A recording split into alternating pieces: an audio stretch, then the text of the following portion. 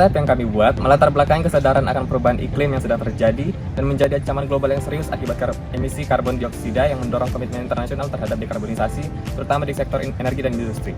Indonesia sebagai negara yang berkembang menargetkan net zero emission dengan sektor hulu migas sebagai fokus utama karena menyumbang emisi yang signifikan. Pemerintah telah mengimplementasikan berbagai strategi, termasuk transisi energi dan kebijakan pajak karbon. Salah satu solusi teknologi yang diandalkan adalah Carbon Capture Storage atau CCS dan Carbon Capture Utilization and Storage CCUS yang mampu menangkap dan menyimpan karbon dioksida dari sektor-sektor sulit yang sulit dikarbonisasikan.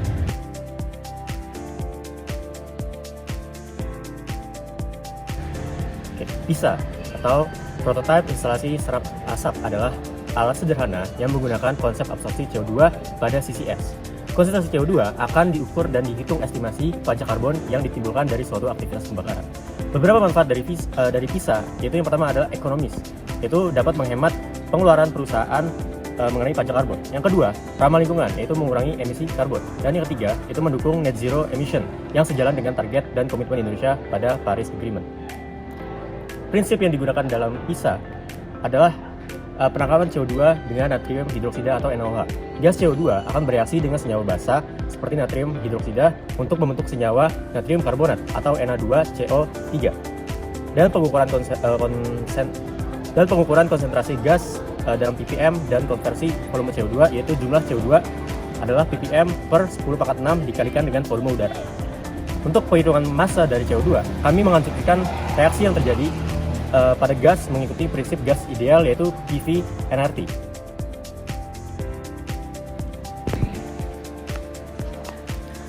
Selanjutnya kita masuk ke dalam bagian desain dari prototipe yang kami buat kali ini. Di sini kami membagi menjadi 3 segmen. Jadi untuk segmen A di mana CO2 masuk, di sini gas CO2 dalam hal ini mungkin asap dari vape dan lain-lain itu akan dialirkan masuk. Lalu ada segmen B sebagai kolom absorpsi.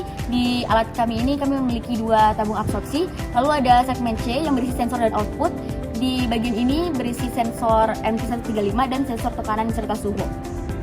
Selanjutnya ada komponen-komponen dari prototipe kami. Jadi yang pertama ada selang besar, sedang, dan kecil untuk menjadi jalur aliran gas CO2. Selanjutnya ada sensor MQ135 sebagai sensor untuk mendeteksi konsentrasi gas CO2. Selanjutnya ada Tupperware dan botol plastik sebagai wadah dari larutan NaOH. Lalu ada pompa udara mini untuk mengalirkan gas CO2. Lalu ada breadboard, kabel jumper, dan resistor sebagai media penghubung. Selanjutnya ada Arduino Uno. Jadi untuk sebagai media penghubung setelah sensor. Lalu ada galon laminara sebagai wadah awal, sensor G08 BMP 180, sensor untuk mengukur tekanan dan suhu, larutan NaOH sebagai media kimia untuk menangkap CO2, asap hasil pembakaran sebagai simulasi sumber CO2, dan bahan pendukung lainnya seperti lem, kapas, dan lain-lain untuk merakit prototipe kami ini. Oke, selanjutnya saya akan menjelaskan tentang cara kerja alat yang telah kami buat. Nama alat kami adalah PISA, Pipa Instalasi Serap Asap.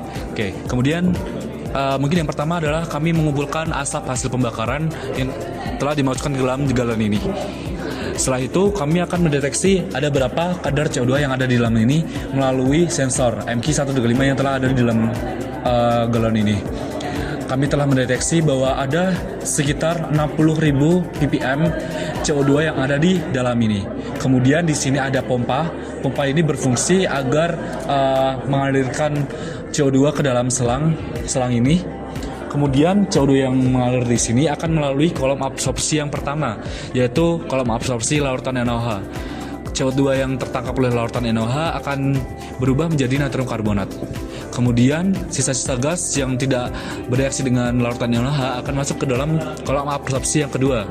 Kolom ini berisikan 3 bahan. Yang pertama adalah kertas, yang kedua adalah kapas yang berisi larutan NaOH, yang ketiga adalah kapas kering dengan urutan kertas di bawah, kapas NaOH di tengah, dan kapas kering di atas.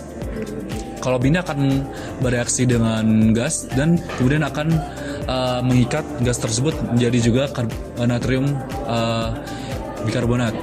Kemudian kolom yang ketiga adalah kolom sensor yang berisikan sensor MQ135 dan sensor suhu dan tekanan yang nantinya akan menghitung berapa banyak sisa daripada CO2 yang ada. Mungkin dapat saya langsung mulai.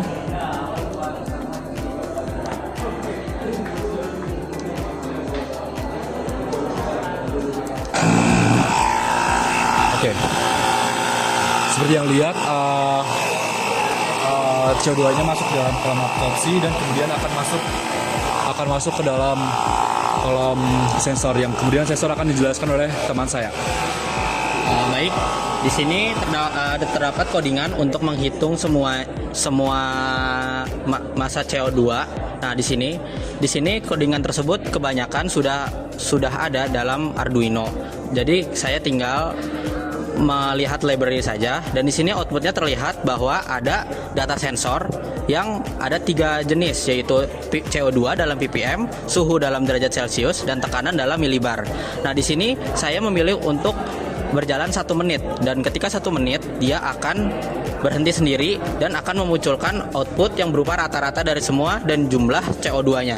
Di sini kita bisa tunggu saja dalam 1 menit.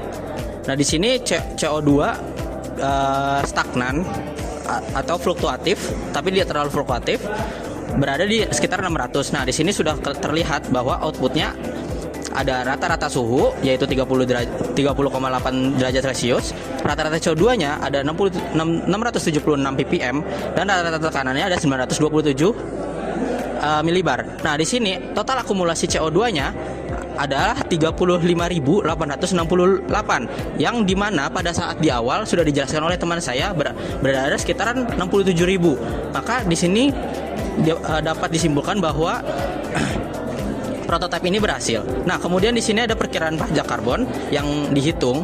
Di sini laju alirnya 68,30 mili per detik yang akan digunakan untuk PV NRT, kemudian akan mendapatkan massa karbon dan akan dikalikan 30.000.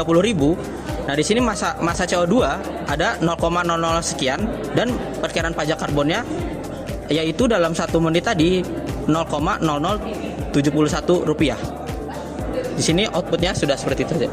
Terima kasih.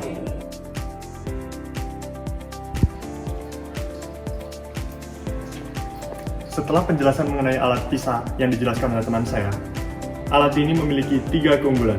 Keunggulan yang pertama adalah praktis. Kenapa praktis?